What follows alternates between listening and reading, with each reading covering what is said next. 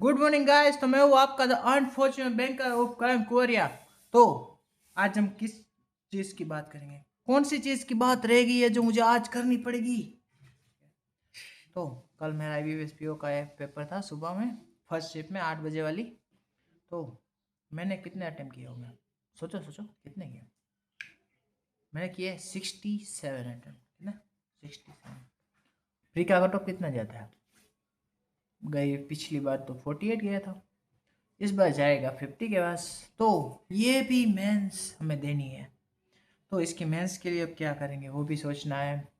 उससे पहले हम डिस्कस कर लेते हैं कि मैंने कितने अटेम्प्ट किया है सेक्शन वाइज। ओके, तो जो रीजनिंग था उसमें मैंने 28 अटेम्प्ट किए थे। उसमें एक सर्टेन नंबर की पजल थी, वो रह गई थी। ब्लड रिलेशन रह गया, मीनिंगफुल, और पेयर वाला क्वेश्चन था वो छूट गया था क्योंकि मैंने वो किए ही नहीं है, कोई टाइम नहीं था।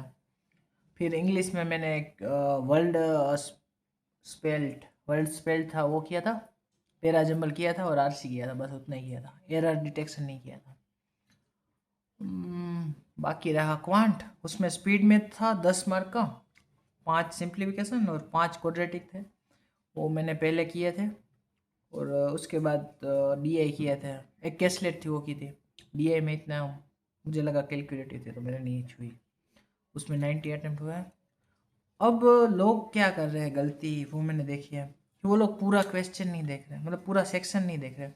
वो फर्स्ट क्वेश्चन होता है वहीं से स्टार्ट कर देते हैं और फिर उनको ये जो इजी इजी देता है क्वाड्रेटिक और वो मिसलेनियस, वो सब कुछ छूट जाता है, इसलिए वो गलती कर देते हैं, उनके अटेम्प्ट है वो कम होते हैं। ठीक है, तो मैं बोल रहा था सही था ना? हर मौके के आगे मैं बोलता हूँ कि ये करना है ये करना है, फिर हम रॉन्ग क्वेश्चन पिकअप कर लेते हैं जिससे हमारी स्पीड कम हो जाती है, जिससे इजी चीज़ें छूट जाती है। उसके लिए एनालिसिस भी ज़रूरी है ना, मॉक का। कि अगर आप मॉक का एनालिसिस करोगे तो आपको पता चलेगा कि आप कहाँ अटक रहे हो, कहाँ से आगे बढ़ना है।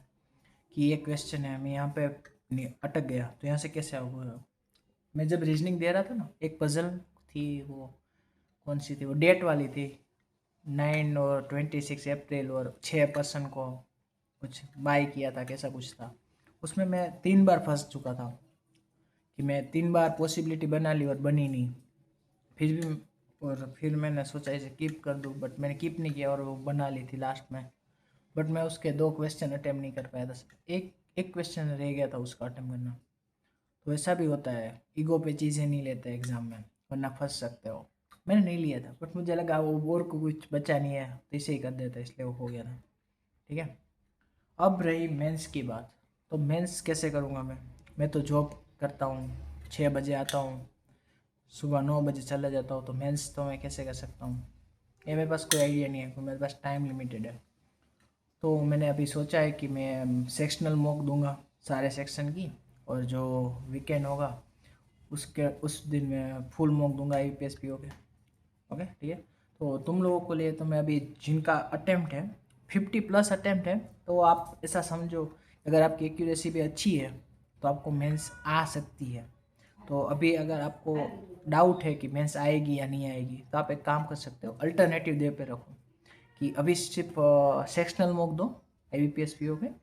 ठीक है, और उसके बाद आपको लगने लगे कि अब ठीक है, अब मैं अच्छे स्कोर करने लग गई हूँ, उसके बाद मेंस के फुल मॉक भी स्टार्ट कर दो।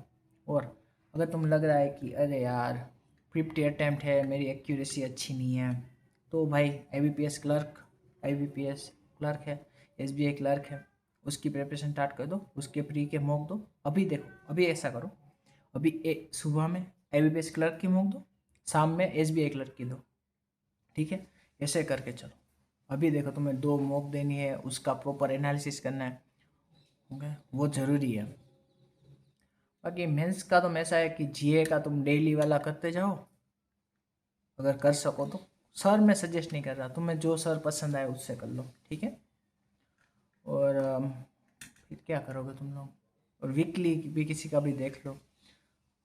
मार्च से स्टार्ट करो GA करना है तो। बाकी लास्ट में मैं तो सिर्फ मॉक से ही किया था, तो मुझे GA का कुछ पता नहीं है। इंग्लिश में ये मेंस लेवल RC और पैरा जंबल स्टार्ट कर दो, उसमें इन्फ्रेंस भी आएगा वो भी कर लेना, ठीक है। इन्फ्लुएंस आएगा। हाँ हाँ, जो मेंस में रीजनिंग है ना, उसमें लॉजिकल रीजनिंग चलो, क्रिटिकल रीजनिंग बोलते हैं ना, वो ज़रूर कर लेना। वो लोग कहते हैं उसमें एक्यूरेसी नहीं आती, बट तुम अगर सच्चे आसानी से अगर तुम समझो, तो अगर तुम लॉजिकली उसकी वेल, और एक क्रिटिकल रीजनिंग आता है ना, क्रिटिकल रीजनिंग में, तो अगर तुम उसको आराम से करो और समझ के करो, तो उसमें एक्यूरेसी का सब बोलते हैं दिक्कत आती है, बट मैं नहीं बोलता। देखो 10 मार्क के या 12 मार्क के वो क्वेश्चन आते हैं, अगर तुम एक्यूरेसी का सोच के उसे अटेम्प्ट नहीं कर रहे हो, तो तुम 12 मार्क गंवा रहे हो। ओके, अगर तुम्हारा एक रॉन्ग भी हो गया तो कटेंगे, उससे ज़्यादा तो आएंगे ही, आएंगे ज़्यादा किससे। 5 अटेम्प्ट किया तुमने, 2 रॉन्ग हो गए, 3 तो राइट हुए ना, ठीक है। अगर तुम बहुत डाउट में हो कि नहीं है मुझे अब इसका आंसर नहीं पता है, तो छोड़ दो, कोई बात नहीं है, ठीक है, वरना वो अटेम्प्ट करने चाहिए। ओके, बाकी मैं मेंस के मॉक दूंगा स्क्रीन शेयर पे, वहाँ पे देख लेना मेरी अप्रोच क्या रहती है क्वांट की और रीजनिंग की। इंग्लिश तो आपको पता ही है, जय श्री राम है मेरा।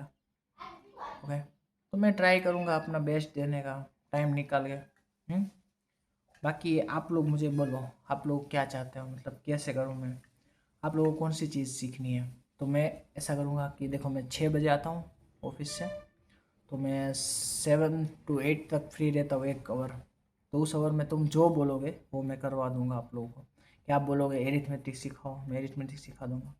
फिर एक टाइम फिक्स रखेंगे हम, कि 7 to 8 यानी 7 to 8 में हम वही चीज़ करेंगे, तो ही फिक्स रहेगा, क्योंकि मेरे पास भी वही टाइम नहीं रहता है कुछ करने का, और मैं ऐसे ही अनाउंसमेंट कर देता हूँ, फिर मैं पहुँच नहीं पा रहा हूँ, इसलिए। बाकी मैंने सोचा है जो IBPS क्लर्क वाले हैं उनके लिए, तो मैं सुबह एक मॉक सोचा हूँ कि सुबह डेली एक मॉक देंगे, जिसमें आप लोगों को मैं लाइव मॉक दूंगा आपके सामने, जिससे आपको अप्रोच पता चले। देखो अप्रोच, तुम्हें कुछ भी लगे, अप्रोच बहुत बड़ी चीज़ है, उसके बिना तुम्हारा कुछ नहीं होने वाला, क्योंकि तुम अगर क्वेश्चन ही रॉन्ग पिकअप कर रहे हो, तो तुम अटेम्प्ट ही नहीं कर पाओगे, अटेम्प्ट नहीं कर पाओगे, मार्क नहीं आएंगे, मार्क नहीं आएंगे तो पास कैसे होंगे, प्री कैसे निकालेंगे। और हाँ, एक चीज़, कॉन्फिडेंस बहुत होना चाहिए, बहुत कॉन्फिडेंस चाहिए। मतलब तुम्हें, मतलब कल एग्ज़ाम में ऐसा हुआ कि मेरा सिंप्लीफिकेशन में आंसर आ रहा है 47, क्वेश्चन में 47 कहीं पे नहीं है। फिर मैंने देखा कि स्क्वायर रूट निकालना है, अब 47 आया है, अगर 49 होगा तो तुम 7 करोगे, बट मुझे लगा अब कुछ कैलकुलेशन में गलती की होगी, 49 नहीं आ रहा होगा, मैंने 47 किया है, तो मैंने 7 अटैम्प्ट कर, 7 को टिक करके सबमिट कर दिया, 7 नेक्स्ट कर दिया। क्योंकि वो कॉन्फिडेंस कब आएगा तुम्हें, कि जब तुम प्रैक्टिस करोगे और ज़्यादा मॉक दोगे तब आएगा ना, वही तो चाहिए ना, कॉन्फिडेंस खुद में। देखो मैं ओवर कॉन्फिडेंस नहीं कह रहा, कॉन्फिडेंस वो बहुत बड़ी चीज़ है जो तुम लोगों को डेवलप करनी है, ठीक है। ऑल द बेस्ट गाइस, जिनको भी अच्छा अच्छा IBPS PO का एग्ज़ाम गया है, और जो लोगों का अच्छा नहीं गया वो भी कोई चिंता मत करो, IBPS क्लर्क और SBI क्लर्क अभी भी है हमारे पास, फिर RRB भी आएंगी अभी, ठीक है, ज़्यादा टेंशन मत लेना। ओके ओके, ठीक है, चलो गाइस, तो मिलते हैं नेक्स्ट वीडियो में। ओके, चलो, गुड बाय।